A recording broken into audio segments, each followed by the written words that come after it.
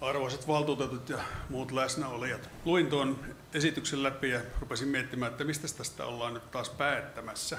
Siellä puhutaan luontokadosta. Kuinkahan moni tietää, että mitä sillä tarkoitetaan? Häviääkö puut tai kalliot jonnekin, ne vaan katoaa tälleen.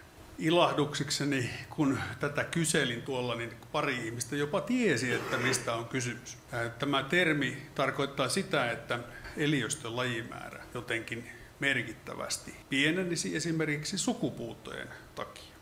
Nämä luvut perustuvat sellaisen kuin IUCN:n lajimäärän laskentaan, joka on International Union of Conservation of Nature. Kävin tämän muutama vuosi sitten läpi tämän laskennan ja siellä ei näy mitään sukupuuttoaaltoa. Sukupuuttojen määrä on vähentynyt viimeiset 100 vuotta. Ja sieltä puuttuu myös esimerkiksi syntyvien lajien määrä. Lajiutuminen voi tapahtua muutamassa sukupolvessa. Sitten siellä on tällaisia hyvin erikoisia juttuja näissä laskelmissa, kuten alueellisen sukupuuton käsite. Eli puhutaan vaikka Lapissa naalista.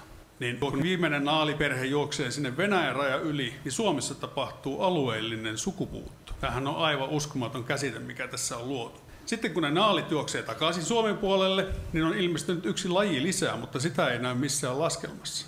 Tällä perusteella kannattaisi niiden naalien juoksenella sitä rajan yli joka vuosi, niin saataisiin aina, että yksi laji on kuollut Suomessa sukupuuttoon. Tämä on ihan silkkaa huijausta koko homma. Tämä on nyt vähän niin kuin evästystä tämän LUMO-ohjelman ja siihen luontoviisaat kuntiin liittymisen jatkokäsittelylle, että olisi suotavaa, että tällaiset päätökset perustuisivat edes aavistuksenomaisesti todellisuuteen. Tässä on saatu päättäjät lumottua tällä LUMO-ohjelmalla mukaan johonkin sellaiseen, joka ei ole totta. Asiat voi tarkistaa faktoista ennen päätöksentekoa. Ei tämän enempää. Kiitos.